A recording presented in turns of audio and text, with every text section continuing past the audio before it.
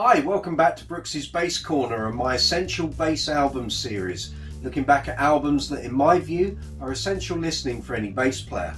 It might be an album that sold millions worldwide and thrust the bassist onto megastardom, or it might be an album that didn't sell particularly well, but cut a niche for a particular bassist to propel the band onto greater things. Or it might just be a great album in terms of the bass performance. Either way, I think these albums deserve your attention. And perhaps by watching this video, you might be intrigued enough to check out the album for yourself. And who knows, maybe it will excite you as much as it did me the first time I heard it. Sadly, due to copyright restrictions, I can't use audio examples from the album, but where suitable, I will indicate particular songs and their timestamp that I'm referring to. If you enjoy the video, please hit the subscribe button below. Hit the notification bell so that you receive notifications when I post up new videos, and please give the video a thumbs up. I'd really appreciate it. If you have any comments regarding the album being discussed or the video, leave them below and I'll come back to you as soon as I can. On with this episode's album. It's Yes's The Yes Album.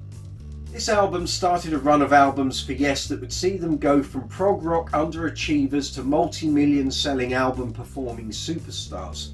The Yes album contains several classic Yes tracks, perennial favourites, and one track that up until several years ago had never been performed live by the band. At the time of release, the band were facing the chop from Atlantic Records due to the poor performance of their first two albums. But their increasing live following, coupled with a postal strike during the first week of sales, meant the album entered the album charts, ensuring its place in the musical spotlight and increased promotion.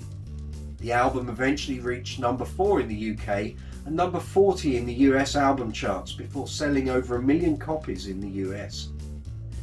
This album was the only album to feature this lineup. Steve Howe had already replaced Peter Banks, with keyboardist Tony Kaye's departure only months away. Chris Squire was building an enviable rhythm section with Bill Bruford at this point, the fruits of which can be easily heard on this release.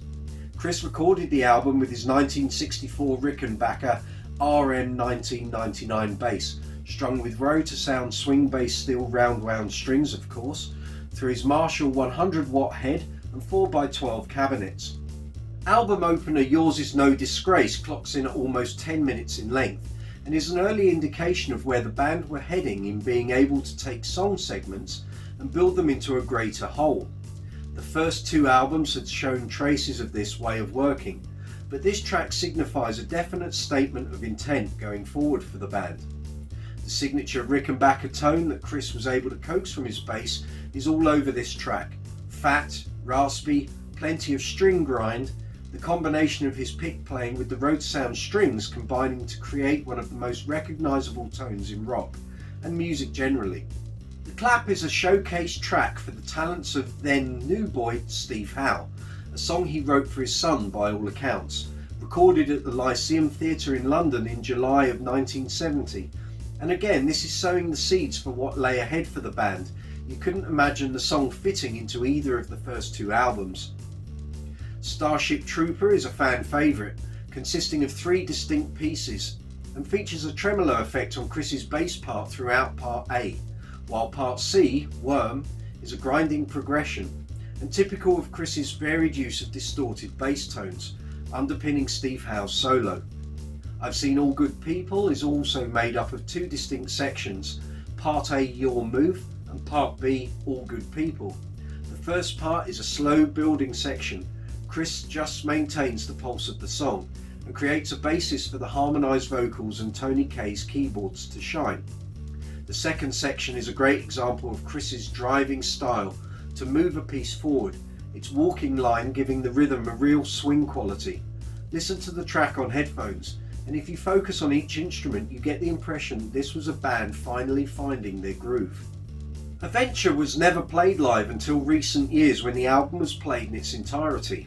And in 2014 Chris said they changed the arrangement for the album.